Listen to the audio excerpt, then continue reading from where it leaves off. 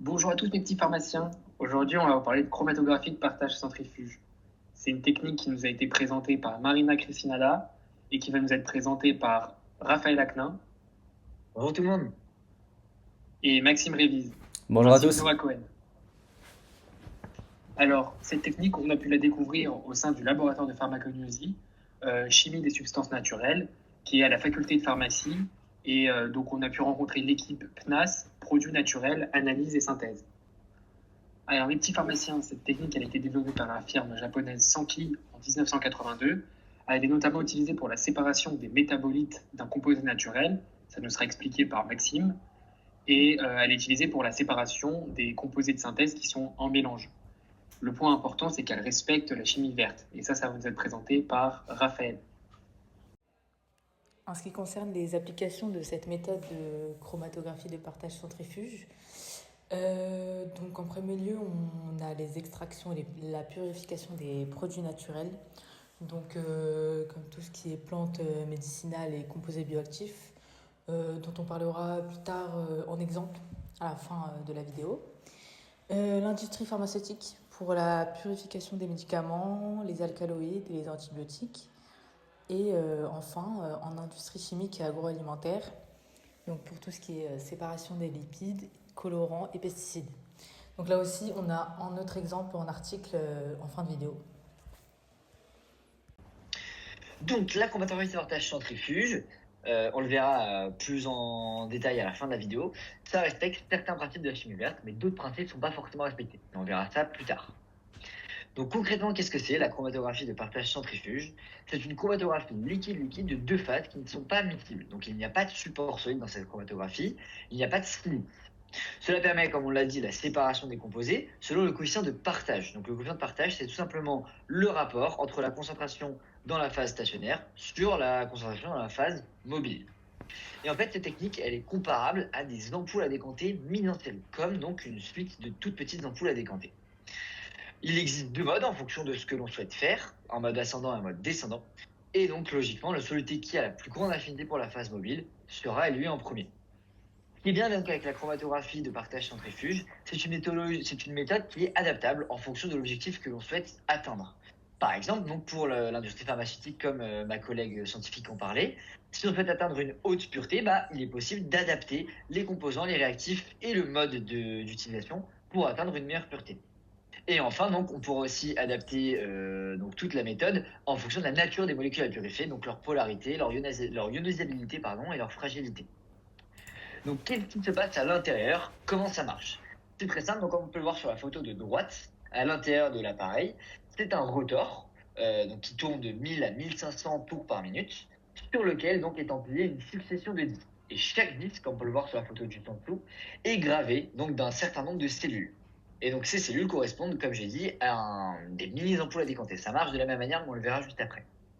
Et donc, pour l'appareil que l'on a utilisé, qu'on a pu voir au laboratoire, il contient un rotor de 1 litre et un rotor de 250 millilitres dans le même appareil, sachant qu'un rotor de 1 litre contient de 800 à 1000 cellules gravées sur des disques. Passons maintenant à la préparation de notre expérience. Pour ce faire, il faut mélanger les différents solvants dans une ampoule à décanter afin d'obtenir une phase supérieure qu'on appellera ici la phase légère et une phase inférieure qui sera la phase lourde. Ça se fait dans une ampoule à décanter de très grand volume. Pour ça, on peut utiliser le système Arizona qui contient de l'heptane, de l'acétate d'éthyle, du méthanol et de l'eau dans différentes proportions. On va donc récupérer ces deux phases dans des récipients différents pour les utiliser lors de l'expérience.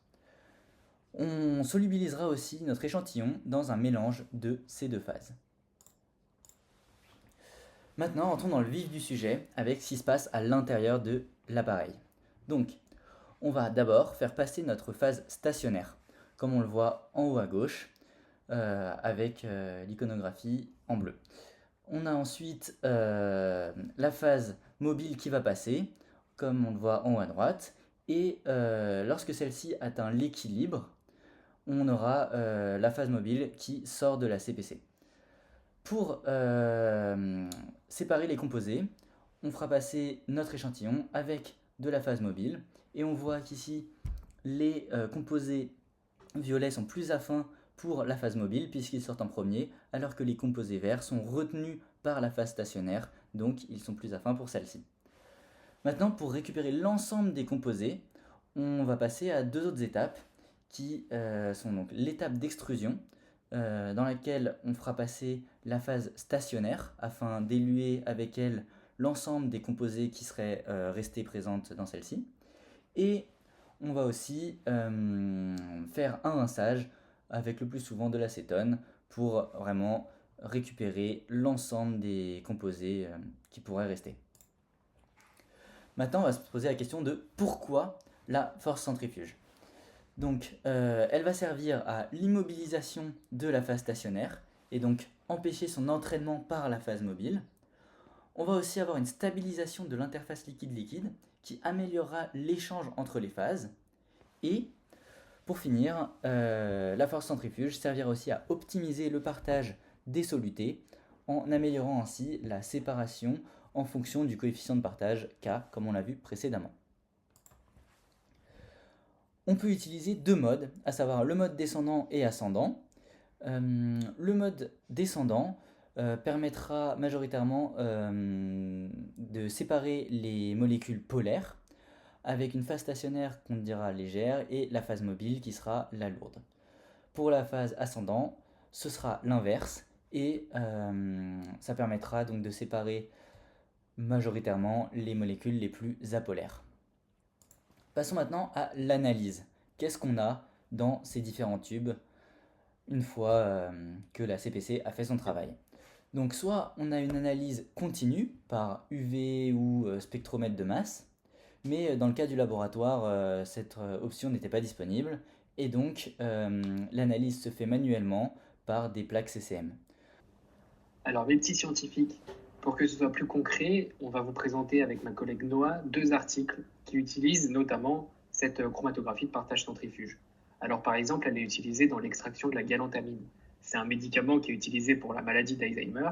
Et en fait, avec une chromatographie classique qu'on appelle HPLC, on avait des difficultés pour séparer les différentes molécules qui étaient contenues dans la plante. On avait aussi des rendements qui étaient très faibles. La CPC, elle nous a permis d'avoir une sélectivité qui va être accrue et des rendements qui sont plus élevés. On a un autre exemple de l'utilisation de cette méthode de chromatographie de partage centrifuge. Donc, on a un article qui explique comment on utilise cette méthode pour séparer et purifier les ochratoxines A et B qui sont issus de filaments de champignons d'Aspergillus albertensis, qui en fait sont des toxines qu'on a besoin de séparer en fait pour l'industrie alimentaire et pour les qualifier, pour voilà, les quantifier. Et donc dans cet article on explique que les avantages d'utiliser à la chromatographie de partage centrifuge sont tout d'abord qu'il n'y a pas de phase stationnaire solide, alors que dans des méthodes plus classiques on utiliserait des colonnes de Sibis. Le temps est beaucoup moins long quand on utilise cette méthode. Donc il est environ de 80 minutes, alors que pour une méthode plus classique, ça aurait été beaucoup plus long. Donc on estime à 2 à 33 heures ce temps-là. Et la pureté est plus élevée. Elle est de 96,3% pour ochratoxine A et 72,8% pour ochratoxine B. Nous n'avons pas les données pour la pureté si on avait utilisé d'autres méthodes, mais elle serait moindre. Donc en résumé, ça confère beaucoup d'avantages pour la séparation de ces toxines et pour l'agroalimentaire.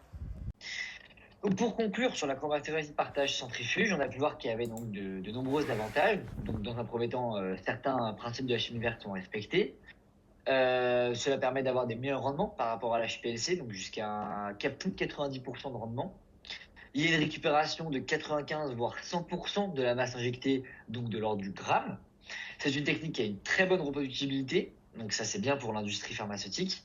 Et donc il y a une bonne aussi efficacité pour les extraits végétaux, donc notamment les molécules fragiles. Et enfin donc un scale-up linéaire est possible pour l'industrie, donc qui peut aller jusqu'à 12 litres.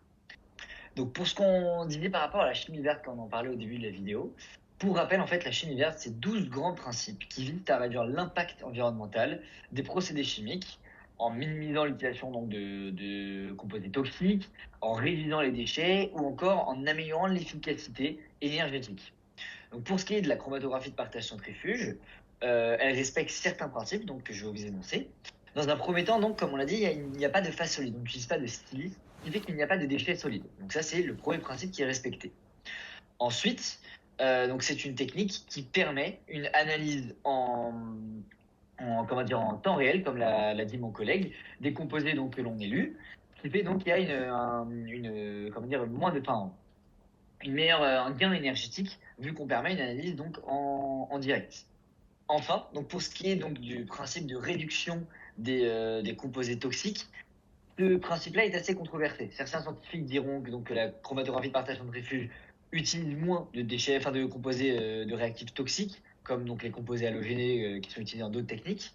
Mais de l'autre côté, donc, d'autres scientifiques penseront quand même que la chromatographie de partage centrifuge est amenée aussi à utiliser certains composés toxiques. Mais de l'autre côté, donc, la chromatographie de partage centrifuge présente aussi des désavantages, donc notamment le fait qu'il y a de grands volumes de solvants qui sont nécessaires. C'est une technique qui est énergivore par rapport à la HPLC, donc ça c'est un des principes de la chimie verte qui n'est pas respecté. Et enfin, donc, il y a un temps de développement qui est assez long pour cette technique. Comme en a parlé mon collègue, donc il y a une nécessité d'étapes préliminaires pour ajuster les conditions pour la mise en place de la méthode. Donc ça, tout ça, c'est les désavantages. Merci à Raphaël et à Maxime de nous avoir présenté cette technique. N'hésitez pas à partager cette vidéo aux férus de chromatographie et on se retrouve pour un prochain épisode.